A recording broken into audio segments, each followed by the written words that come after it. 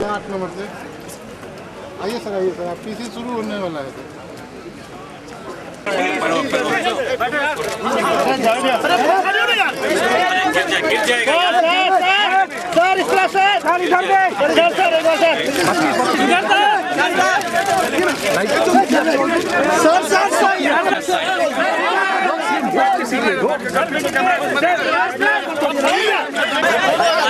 इधर बैठ गया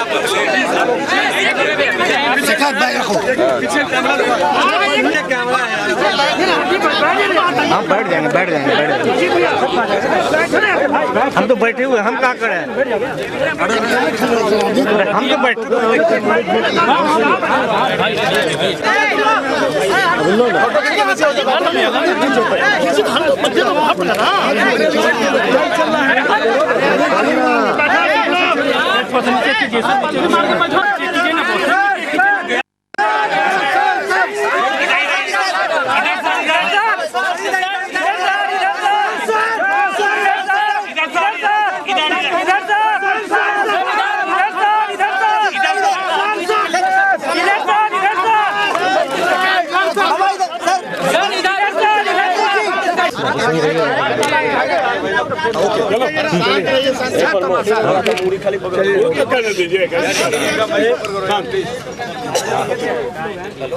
फ्रेम में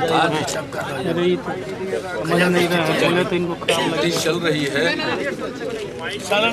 और चुनाव के जो नतीजे सामने आ रहे हैं, ये माइक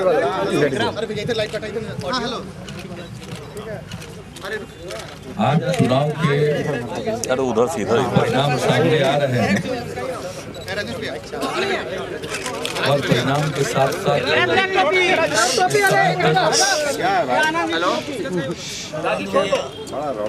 रुझान सामने आए हैं। उससे ये स्पष्ट हो गया है कि बिहार में राष्ट्रीय जनतांत्रिक गठबंधन को विशाल बहुमत प्राप्त हो रहा है। मैं इसके लिए बिहार के तमाम मतदाताओं को और बिहार के लोगों को मैं अपनी तरफ से और अपने एनडीए के सभी साथियों की तरफ से उन्हें मैं धन्यवाद देता हूं। और दरअसल ये बिहार के लोगों की जीत है। इसे हम अपनी या अपने गठबंधन की जीत के तौर पर नहीं लेते। बिहार के लोगों के सामने प्रश्न था कि वे आगे बढ़ेंगे या फिर बिहार वापस पुराने अंधकार के दौर में लौटेगा।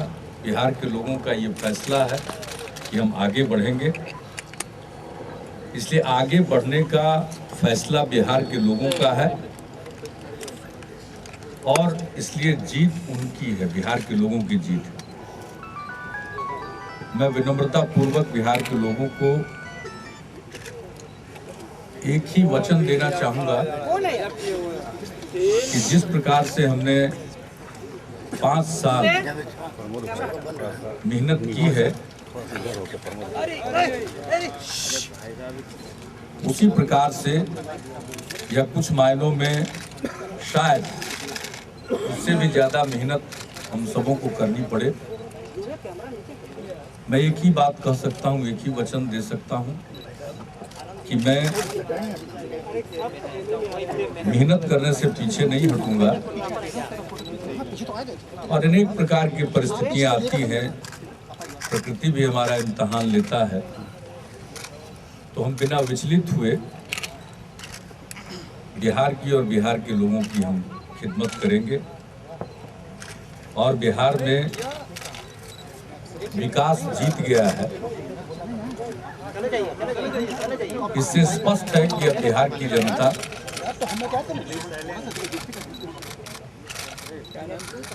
बिहार को तरक्की के रास्ते पर देखना चाहती है। और जिस तरह से लोगों ने उत्साह का परिचय दिया है पूरे चुनाव के दौरान, चुनाव अभियान के दौरान और वोट डालने के वक्त, और जिस तरह से महिलाएं बड़ी संख्या में वोट डालने के लिए निकली हैं, पहले की तुलना में काफी ज्यादा महिलाओं ने मतदान में बढ़-चढ़ कर हिस्सा लिया है और पिछले सारे चुनावों को पीछे छोड़ते हुए महिलाओं की भागीदारी जबरदस्त रही है। पुरुषों की तुलना में महिलाएं आगे निकल गई हैं वोट डालने के मामले में। और फिर जो समाज का हर तबका है उसमें एक उत्साह था, लेकिन खासकर जिसको विकास की सबसे सख्त जरूरत है, जो सबसे पीछे के पायदान पर खड़ा है, उन्होंने बहुत उत्साह के साथ मतदान में हिस्सा लिया है। नई पीढ़ी जिसके सामने पूरी जिंदगी बाकी है, उसकी अपनी आकांक्षाएं हैं, उन लोगों ने भी काफ़ी उत्साह का परिचय दिया है। तो मैं यही चाहूँगा कि जो उत्साह लोगों के मन में पैदा हुआ है, हम इस उत्साह को रचनात्मक रूप दें और हमेशा अपने काम से हम उनके उत्साह को बढ़ाएं और उनके बदौलत, जो लोग हैं बिहार के, उनके बदौलत उनको साथ लेकर हम बिहार को आगे बढ़ा सकें। बहुत बड़ी चुनौती है, काम शुरू हुआ है, अभी बहुत कुछ करना बाकी है। तो एक तरह से ये दूसरा जनादेश, और दरअसल हम तो जनादेश यात्रा पर निकले थे, तो मैं देख रहा हूं कि लोगों ने भरपूर जनादेश दे दिया है। मैं काम करता रहा हूं और अब तो दूसरे जनादेश के बाद यह साबित हो गया है और स्पष्ट हो गया है कि काम ही करना है। अब यहाँ बात बनाने का दौर खत्म हो चुका है। अंतिम तौर पर लोगों ने इस बात पर मुहर लगा दी। लोग जितने लोग बोलते रहते थे और जात और जातीय समीकरण के आधार पर अपनी रणनीति बना रहे थे, उनको निराशा हाथ लग रही है। और दरअसल जब चुनाव अभियान की शुरुआत हुई, हम जनादेश यात्रा पर निकले, उसके पहले भी मैंने ये बात कही थी कि जो भी चुनाव को देखते हैं, चुनाव का विश्लेषण करते हैं, उनको एक बात ध्यान में रखनी चाहिए कि बिहार अब जाति और जातीय समीकरण से आगे निकल चुका है और लोगों के मन का जो उत्साह है, लोगों की जो आकांक्षा है, उसको नज़रअंदाज नहीं करना चाहिए। जिस तरह से महिलाओं में जागृति आई है, कमज़ोर वर्गों में जागृति आई है, नई पीढ़ी में जो जागृति आई है, वो अपनी कहानी लिखेगा। और दरअसल इस चुनाव ने एक नई कहानी लिख दी है और बिहार में पूरे देश के लिए एक प्रयोग भी हो रहा था। सचमुच काम पर वोट मिलता है या नहीं मिलता है, तो बिहार के लोगों ने साबित कर दिया है कि काम पर ही वोट मिलता है। और मैं समझता हूं कि ये नई कहानी है, बिहार के लिए तो नई कहानी है, लेकिन इसका प्रभाव मैं समझता हूं बिहार के बाहर भी अवश्य पड़ेगा। और अब अगर राजनीति में प्रतिस्पर्धा हो तो प्रतिस्पर्धा इस बात की होनी चाहिए कि कौन ज़्यादा काम करे। पहले प्रतिस्पर्धा इस बात की होती थी कि कौन इलेक्शन को ज़्यादा मैनेज कर सकता है। और दूसरी बात है कि बहुत लोग दीवार पर की लिखावट को देखना नहीं चाहते। दरअसल जो दीवार पर की लिखावट थी वो बहुत लोगों के लिए बहुत डरावनी थी, तो लोग देखना नहीं चाहते थे। अब सारी स्थिति सामने है, मीडिया का अपना काम है, उनकी अपनी भूमिका है, निष्पक्ष विश्लेषक हैं। अब मीडिया की आलोचना करने का कोई मतलब नहीं। दरअसल लोगों को अपने काम पर ज़्यादा ध्यान देना चाहिए और मैंने इसी को सामने रखा। 5 साल के कार्यकाल में अनेकों अवसर सामने आए हैं, जबकि हम लोगों के लिए एक बड़ी चुनौती, बहुत कठिनाइयां सामने आई हैं, चाहे वो 2007 का बाढ़ रहा हो या 2008 में कोसी का संकट। लेकिन हम लोगों ने बगैर किसी पर कुछ कहे अपना काम किया और नतीजा हुआ कि स्वाभाविक तौर पर जो उस समय दृश्य था मीडिया उसी को दिखाता, लेकिन जब हमने काम किया, आपदा का प्रबंधन बेहतर ढंग से किया, तो उसी मीडिया ने फिर प्रशंसा भी की। इसलिए मीडिया की अनावश्यक आलोचना करने से बचना चाहिए। सबका अपना अपना दायित्व है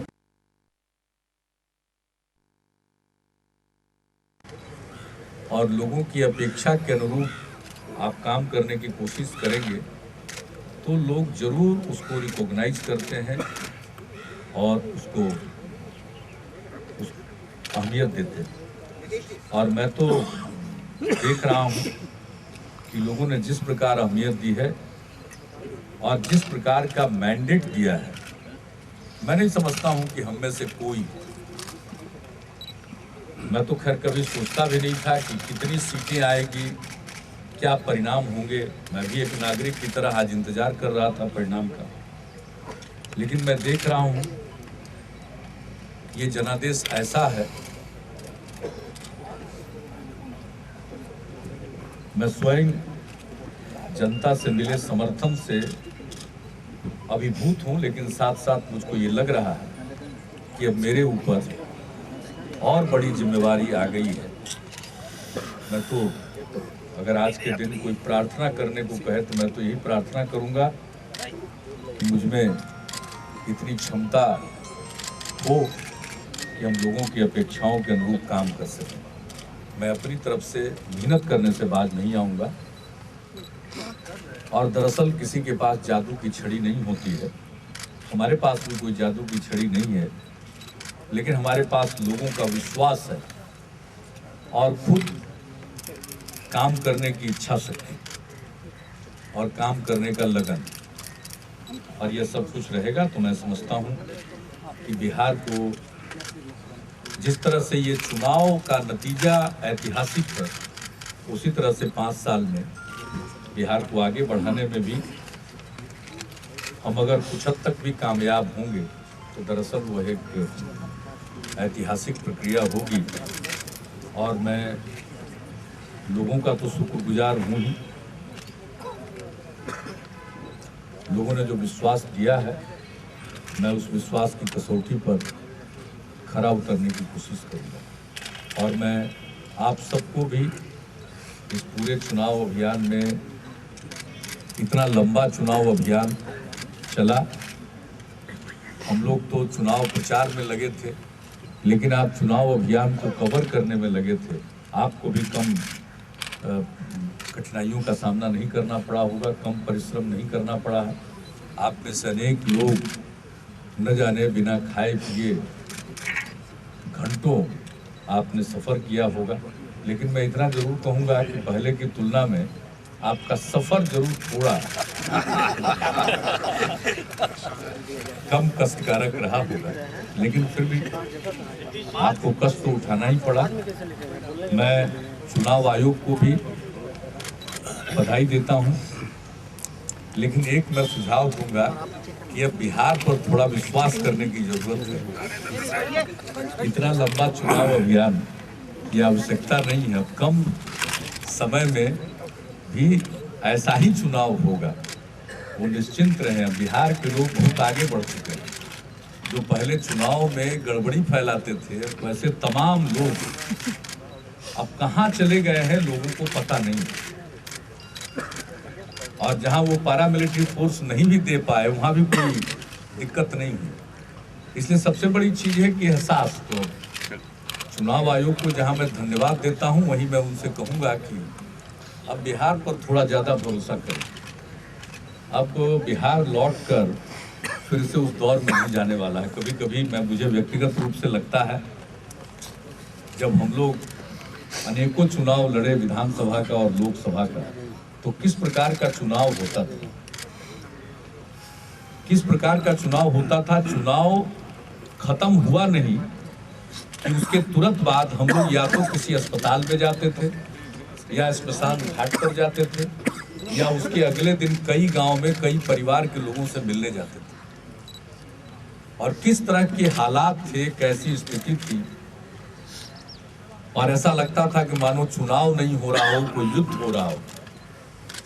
कैसी तैयारी, किस प्रकार की तैयारी, लोगों का ख्याल कम, बूथ का ख्याल ज्यादा। अब तो ऐसा लगता है कभी कभी हमको कि काश ऐसा चुनाव पहले हो जाता। लेकिन इस प्रकार का चुनाव हुआ, इसमें कुछ हम लोगों की भी भूमिका है। इसके लिए हम कोई अपनी पीठ नहीं थपथपाना चाहते हैं, लेकिन इसमें सबसे बड़ी भूमिका है बिहार के लोगों की। लोगों ने अपने वोट के अधिकार को समझ लिया, और अब उनके वोट के अधिकार के साथ कोई छेड़छाड़ करेगा, उस परिस्थिति को अब वो सहज स्वीकार करने के लिए तैयार नहीं। यही कारण था कि चुनाव के पहले न जाने कितनी बातें कही जा रही थी। अरे कौन वोट देने जाएगा, यानी लोग जो बिहार के लोग, बिहार को कुछ लोग अलग किस्म के चश्मे से देखने के आदी रहे हैं, उनके भी आत्मचिंतन का, आत्ममंथन का वक्त है। दरअसल ये किसी की नहीं, बिहार की और बिहार के लोगों की जीत है।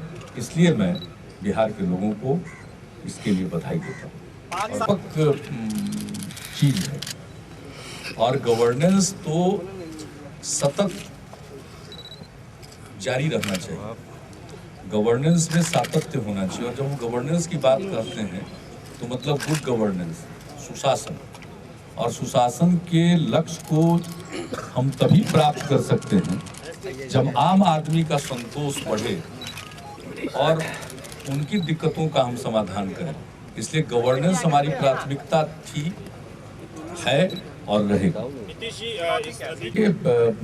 हमारे यहाँ जो भारतीय जनता पार्टी के साथ हम लोगों का संबंध है वो काफ़ी पुराना है, और बिहार में 2005 में हम साथ लड़कर आए थे, जनादेश प्राप्त हुआ था।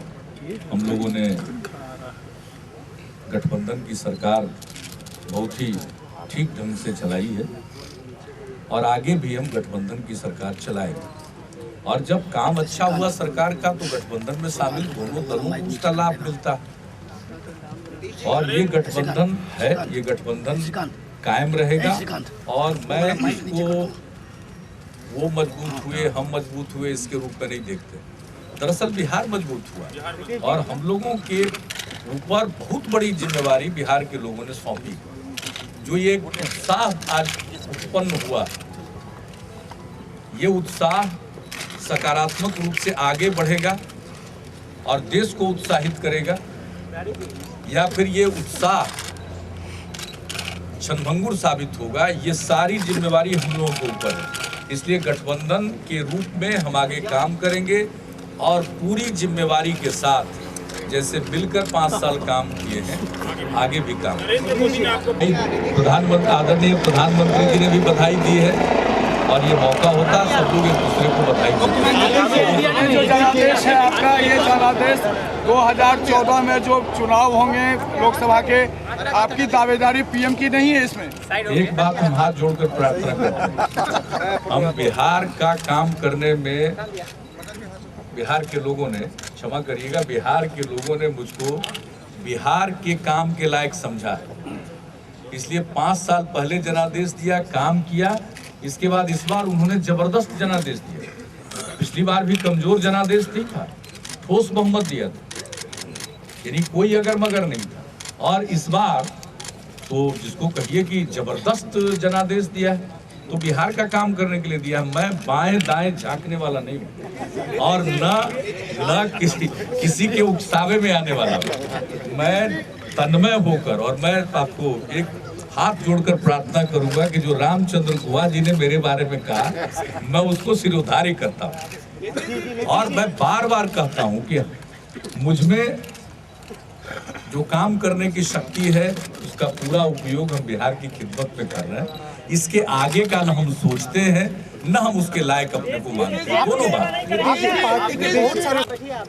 हमारा तो पता नहीं किसी का अभिशाप है। हम जिसके लिए करते हैं वो हमको उलट करके झटका मार देता है। अब इसके चलते हम क्या करें? एक नहीं भरे पड़े उदाहरण। तो अगर कुछ सांसदों ने क्या किया अब बहुत मायने नहीं रखता। देखिए अल्टीमेट अंततोगत्वा जनता सार्वभौम है, सारी शक्ति जनता के हाथ में है। जनता ने अपना, हर व्यक्ति अपने ढंग से सोचता है, सोचने के लिए स्वतंत्र होता है। और लोग जो भी सोचे, मेरी तरफ से एक ही है, मेरी अपनी भावना, ना काहू से दोस्ती ना काहू से बैर। हमको जनता ने विश्वास दिया, हम अपना काम करेंगे, बाकी चीजों पर हम ध्यान नहीं देंगे। बाकी कोई पार्टी के स्तर पर मसला है तो पार्टी अपना देखिए। आप लोग करना, लेकिन माननीय प्रधानमंत्री जी ने मुझको बधाई दी है और पूरे सहयोग का उन्होंने आश्वासन दिया है। मैं उनसे सरकार गठन की प्रक्रिया पूरी होने के बाद जाऊंगा, मिलूंगा, अपने तमाम जो हमारे पेंडिंग इशूज हैं, लंबित मामले उनके सामने रखूंगा। जहां तक एक पॉलिटिकल साइड की बात है, कांग्रेस पार्टी ने जो कैंपेन जिस प्रकार से चलाया, इसका नुकसान उनको हुआ। ये बिहार की जनता को उनके स्वाभिमान पर चोट पहुंची है। प्रतिदिन उन्होंने कहा कि हमारा पैसा है, और हम शुरू से बताते रहे कि पैसा हमारा या उनका नहीं है, ये देश का पैसा है और संवैधानिक व्यवस्था के मुताबिक इस पैसे का उपयोग होता है, उस पैसे का डिस्बर्समेंट होता है। इसलिए ये बाकी बहुत सारे और भी कारण होंगे, लेकिन आज का दिन ये ठीक नहीं लगता। लालू यादव से बातचीत मेरा एक सवाल है कि बीजेपी का कद आपके साथ उनका कद भी बढ़ा। उनके नेताओं का मानना है कि हमारे लोग नहीं है, जब शुरू से कहते हैं। दूसरे जनादेश के बाद कॉमन मिनिमम प्रोग्राम बनाएंगे। उनके बाद आप पढ़िए।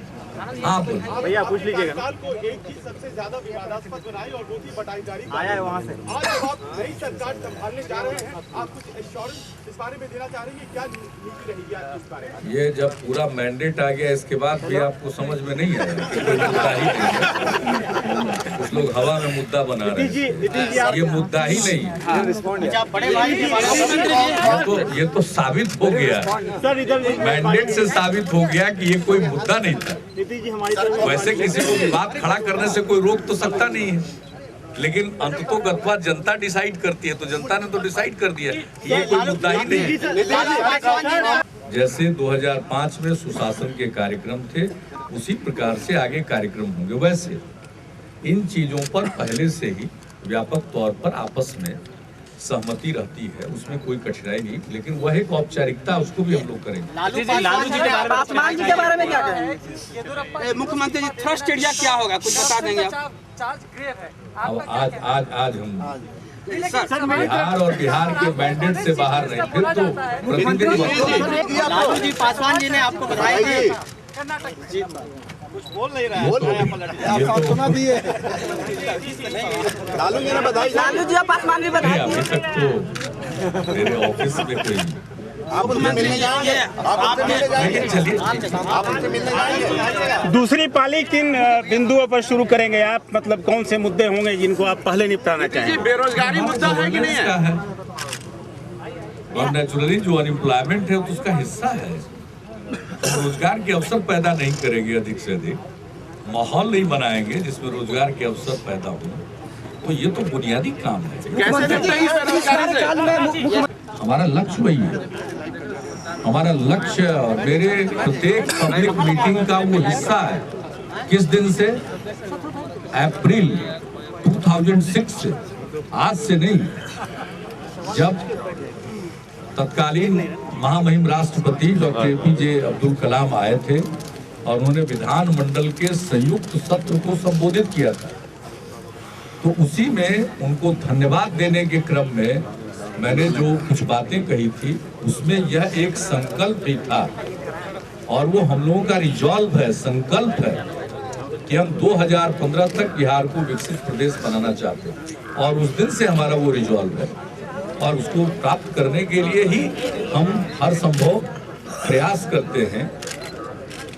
और सब प्रकार की प्राकृतिक आपदाओं के बावजूद हम आगे बढ़ रहे हैं। अगले 5 साल में और गवर्नेंस कवर्स एवरीथिंग। गवर्नेंस कोई ऑफिस चलाने की बात नहीं, लेकिन आप ही ने कहा बहुत व्यापक है, इसको थोड़ा खुलासा करें। आप कर रहे थे अपनी चुनावी सभाओं में, तो अब क्या करेंगे सर? नीतीश जी, हर चुनावी सभा में आप करप्शन जो हमने चुनावी सभाओं में कहा उसको लागू करें। हमने अपनी चुनावी सभा में जितनी बातें कही है उसको लागू करेंगे। लागू करना था इसलिए काम, अगर मैंडेट मिले। बिल्कुल कानून लागू हो चुका है और लोगों की प्रॉपर्टी कानून के हिसाब से कन्फिस्केट करना और उसमें स्कूल खोलना, ये हम हर जगह बोले और इसको लागू करेंगे। करने के अलावा कोई विकल्प नहीं है। और आप जो समस्या बता रहे हैं उससे कोई बिहार के हालात में कोई फर्क नहीं पड़ता है। हम लोग को काम करना है। हम आज भी विपक्ष से सहयोग चाहते हैं और हम चाहेंगे कि हम मिलकर काम करें। हम सकारात्मक सहयोग चाहेंगे बिहार को बनाने के लिए, क्योंकि जनता ने मैंडेट दिया है बिहार के डेवलपमेंट के लिए।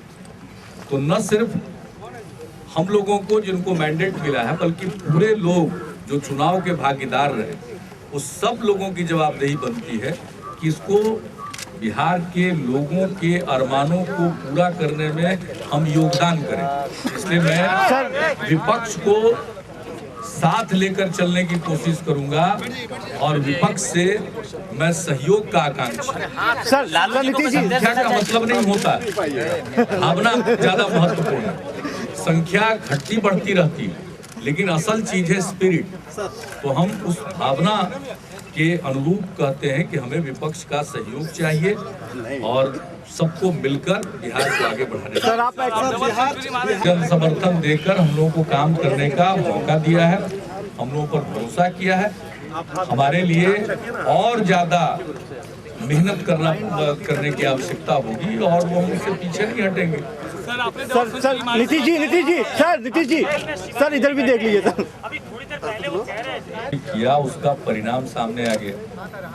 हमारे जो मुद्दे थे वो भी सामने थे और मिलजुल कर हम लोगों ने सरकार चलाया। तो जो कुछ भी हम लोगों की उपलब्धि है वो साझा उपलब्धि तो सबके सामने है। और बाकी तो अलग अलग राज्यों की अलग अलग परिस्थितियां होती है, उसके मुताबिक लोग अपने राज्य में काम करते हैं। हम कोई ऐसा कोई मॉडल का ब्रांडिंग करना हम नहीं चाहते। तो काम है लोगों ने, हम अपना काम करें। सर मेरा एक सवाल है सर कि आप एक ऐतिहासिक जीत की तरफ बढ़ रहे हैं। आप एक ऐतिहासिक जीत की तरफ बढ़ रहे हैं। मेरे ख्याल से बिहार में इस तरह की चीज़ें पहले शायद ही कभी हुई हो। तो आपको लगता है कि इस तरह की जीत गुजरात में भी होती है, तो कहीं आप में और गुजरात के मुख्यमंत्री में समानता है? लेकिन अलग अलग राज्य की अलग अलग स्थिति होती है।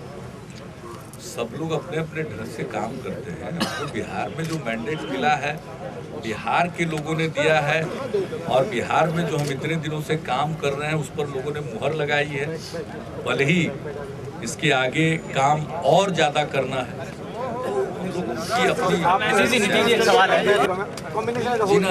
सवाल ही पैदा देखिए, सत्ता तो जनता के हाथ में है।